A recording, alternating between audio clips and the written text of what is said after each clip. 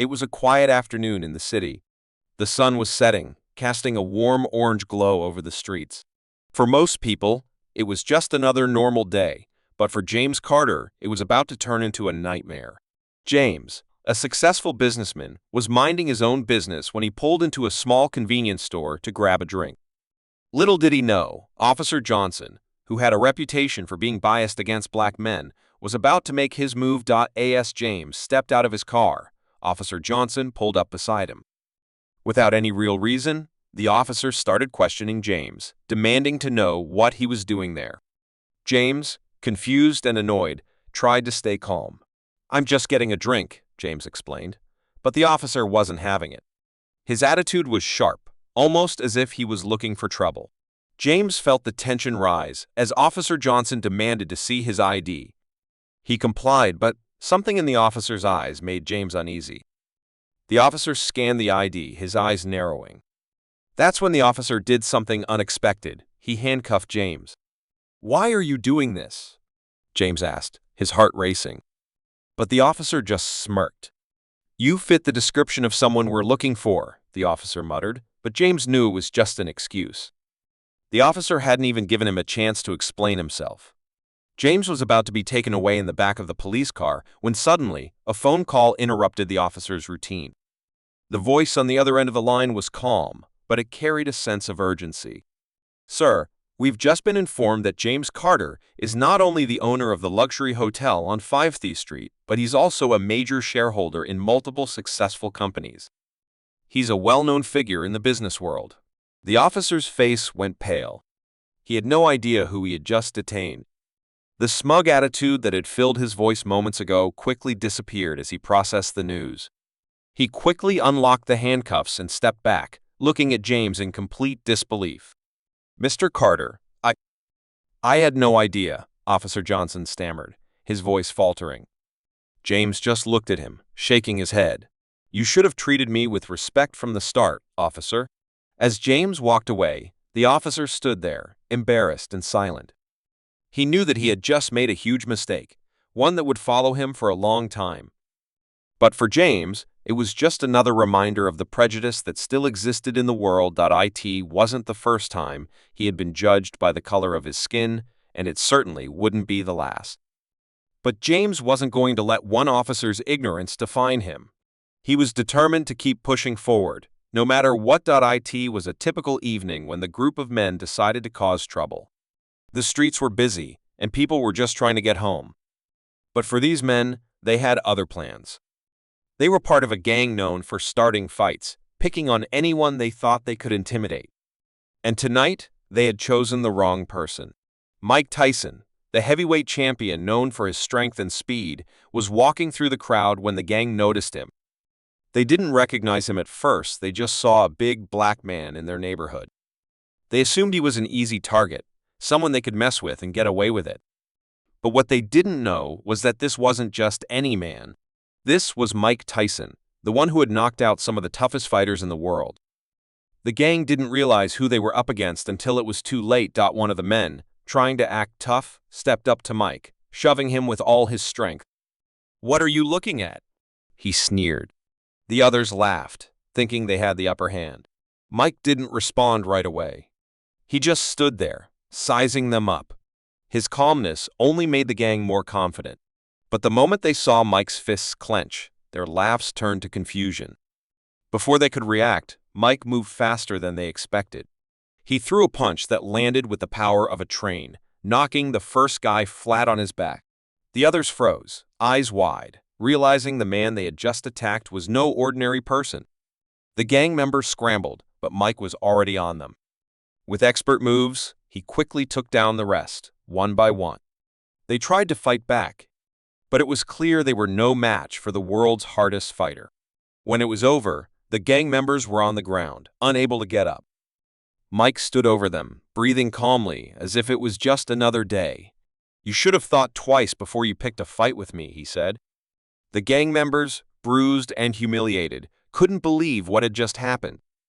They had no idea who they were messing with. Mike Tyson wasn't just a boxer, he was a force to be reckoned with. As Mike walked away, The gang learned a lesson they'd never forget: never underestimate someone, especially when they've been at the top of the world for so long. 'Twas a typical day when Officer David Johnson spotted someone walking down the street. The man, dressed casually in a jacket and jeans, didn't seem to be doing anything wrong. But Officer Johnson, who had a history of making snap judgments, decided to stop him. The man's name was Marcus Williams. He was just on his way home from work, not bothering anyone. But Officer Johnson didn't see it that way. "Hey, you!" the officer called out, his voice sharp and demanding. "Come here." Marcus stopped in his tracks, confused. He had done nothing wrong, but he knew how it felt to be unfairly treated. "What's going on, officer?" he asked, trying to stay calm. "I need to check your ID, officer," Johnson said, his eyes narrowing. "You look suspicious." Marcus felt the anger rise inside him. He'd been stopped for no reason other than his skin color.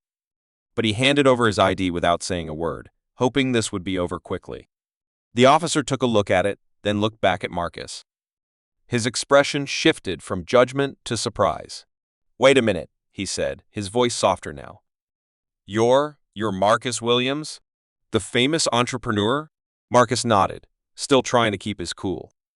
"Yeah, that's me." Officer Johnson's face turned red with embarrassment. He had no idea he was detaining one of the most successful business owners in the city. Marcus was well known for his work in technology and had even helped create programs that helped underprivileged communities get better access to education.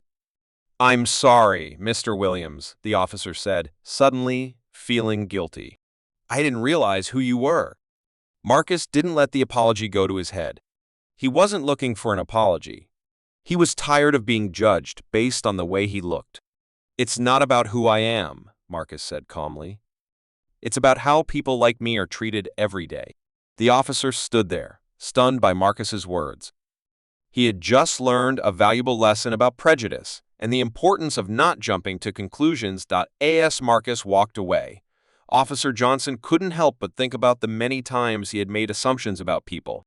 But now, he knew he needed to change. He couldn't treat people like that anymore. Marcus had been wrongfully detained, but in the end, it wasn't just Officer Johnson who learned something, it was everyone who heard about it. The lesson? Never judge a book by its cover, and always treat people with respect. It was a quiet night in a small city when Mike Tyson decided to take a stroll. He had just finished training and was looking forward to some peace. But as he walked down the street, he noticed a group of men loitering by a corner. They seemed to be up to no good, laughing and throwing insults at anyone who passed by. As Mike approached, the gang turned their attention to him. One of them, a man named Tom, called out, "Hey you! What are you doing here? This is our turf." Mike didn't respond right away. He knew better than to get into a confrontation. But Tom wasn't done. "What, you think you're tough or something? You think you can just walk around here like you own the place?" The other members of the gang joined in, laughing and making rude comments. They didn't know who Mike Tyson was, or that he was one of the most feared fighters in the world.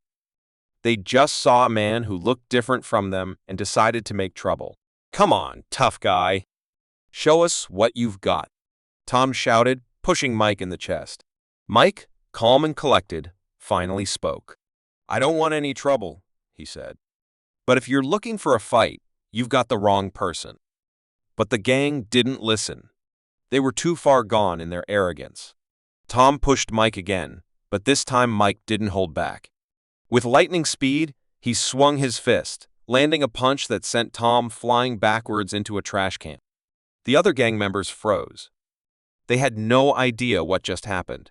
Mike Tyson was not a man to be messed with, and they were learning that lesson the hard way. One of the gang members, realizing they were in over their heads, started to back away. Wait, hold up," he shouted. You're Mike Tyson." Mike nodded, his expression serious. "That's right," he said. "And next time, you'll think twice before picking a fight." The gang members quickly ran off, embarrassed and scared. They had no idea they were about to challenge one of the greatest fighters in history. As they disappeared into the night, Mike shook his head. He wasn't proud of what happened, but he knew sometimes people needed to learn respect the hard way. Mike Tyson had been attacked for nothing but the way he looked. But in the end, he showed them exactly why you shouldn't mess with him. It was a sunny afternoon when Michael Williams was driving home from work. He had just finished a long day and was looking forward to relaxing at his house. But as he drove through the quiet neighborhood, he saw flashing lights behind him. He pulled over, confused but calm. A police officer, Officer Johnson, stepped out of his car. "License and registration," Officer Johnson demanded, his tone harsh. Michael handed over his documents. He had no idea why he was being stopped, but he stayed polite. Officer Johnson looked at Michael's ID and then back at him, narrowing his eyes. "I don't like the look of you," the officer muttered under his breath, loud enough for Michael to hear. Michael felt a cold chill run down his spine. He had heard stories about officers who treated people unfairly, but he never thought it would happen to him. Officer Johnson started questioning him aggressively, accusing him of things Michael hadn't done. He asked where Michael was coming from and why he was driving in this area. "I'm just heading home," Michael explained, trying to stay calm. "I haven't done anything wrong." But the officer didn't seem to care. He ordered Michael out of the car and began searching it. The officer's actions were rude and unnecessary, but Michael knew arguing wouldn't help. After a few minutes, another officer arrived to back up Johnson. Officer Mitchell, who was more experienced and calmer, took a look at the situation. He quickly recognized Michael from a previous community event he had attended. "Wait a minute," Officer Mitchell said, walking up to Officer Johnson. "That's Michael Williams, the new district attorney." Officer Johnson paused, his face turning red. He hadn't realized who he was dealing with. Michael Williams was not just any man. He was an important and well-respected figure in the community. "Sorry about that, Mr. Williams," Officer Johnson said, suddenly very polite. But Michael wasn't buying it. He stood tall and looked the officer straight in the eye. "You need to be careful how you treat people," Michael said. "Just because I look a certain way doesn't mean I'm guilty of anything. This kind of treatment is unacceptable." The officers quickly let him go, but the damage was done. Officer Johnson walked away, clearly embarrassed. Michael didn't let it slide. He made sure to file a report, demanding that something be done about the officer's behavior. That night, Michael's actions sent a message to everyone who had ever been treated unfairly because of the way they looked. You may not always be able to control how people treat you, but you can stand up for yourself and demand respect. It was a late evening in a small, quiet part of the city. Mike Tyson, the world's hardest fighter, was walking home after a quick stop at the store. He was minding his own business when he noticed a group of men standing near a dark alley. At first, Mike didn't think much of it. But then, one of the men stepped forward, looking at Mike with a sneer on his face. "Hey, you! You think you're tough?" the man shouted. Mike didn't say anything. He kept walking, but the man wasn't done. "Yeah, you. You're nothing but a weak fool," the man taunted, trying to get a reaction. Mike stopped for a moment. He didn't like the way they were speaking to him, but he knew better than to pick a fight. However, the gang didn't stop. They started surrounding him, shouting insults and making threatening moves. "What's the matter, Tyson? You scared?" one of the men yelled. Another one laughed, saying, "You should go back to where you came from, you punk." Mike stood still. His heart raced, but his face remained calm. He knew exactly what they were trying to do. They wanted him to react. They were hoping he would get angry and give them a reason to attack. But Mike wasn't just any guy. He wasn't going to let these punks get under his skin. "You have no idea who you're dealing with," Mike said quietly, his voice calm but filled with confidence. Without warning, one of the men lunged at him. The moment the man's fist moved toward Mike, everything changed. Mike ducked, and with one quick move, he knocked the guy out cold with a punch so powerful the sound echoed down the alley. The rest of the gang froze, shocked by how fast and strong Mike was. They had no idea who they were messing with. Mike Tyson was the last person anyone should try to mess with. Realizing they had bitten off more than they could chew, the gang quickly backed off. One of them mumbled, "You're crazy, man." Another said, "Forget it, let's get out of here." Mike watched as they ran away, scared and defeated. He stood tall, his chest rising and falling as he caught his breath. He didn't have to fight, but they pushed him too far. They didn't know he was the world's hardest fighter. As Mike walked away, he knew the lesson was clear: never judge someone by their appearance, especially when you don't know who they really are. That gang learned the hard way not to mess with Mike Tyson. It was a bright, sunny afternoon when David Johnson was heading to his car, ready to meet some friends. He'd been looking forward to this day all week. Little did he know, his plans were about to take an unexpected turn. As David was walking through the parking lot, he was suddenly stopped by a police officer. The officer, Officer Harris, was tall and stern-looking. "Hey, you! Stop right there!" Officer Harris called out. David froze. "Is there a problem, officer?" he asked, trying to stay calm. "You fit the description of someone we're looking for," Officer Harris replied, his tone harsh. "I'm going to need to search you." David was confused. He hadn't done anything wrong. "I'm just trying to get to my car," he said, his voice steady but with a hint of frustration. Officer Harris didn't listen. He pushed David against the car and started patting him down, clearly annoyed. "Don't make this harder than it needs to be," the officer snapped. David felt a wave of anger, but didn't want to escalate the situation. He kept his hands up, waiting for the officer to finish. "I don't know what you're talking about," David said, trying to stay calm. But then, something happened that no one expected. As Officer Harris was checking David's wallet. He stared at the ID card for a long moment, his eyes wide with disbelief. He quickly looked at David again, his expression changing from anger to surprise. "Wait a minute, you're David Johnson, the famous CEO?" Officer Harris stuttered, suddenly realizing who he was talking to. David sighed, now more frustrated than ever. "Yes, I'm the CEO of Johnson Enterprises. I don't know why you stopped me in the first place." Officer Harris stood still, completely stunned. He had no idea that he had just detained one of the most influential businessmen in the city.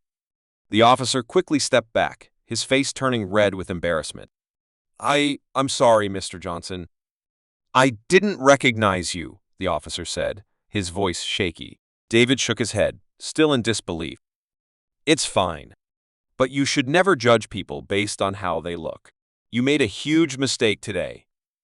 With that, David turned around and walked away, leaving the officer standing there red-faced and humbled. As David got into his car, he realized how important it was to stay calm in situations like this.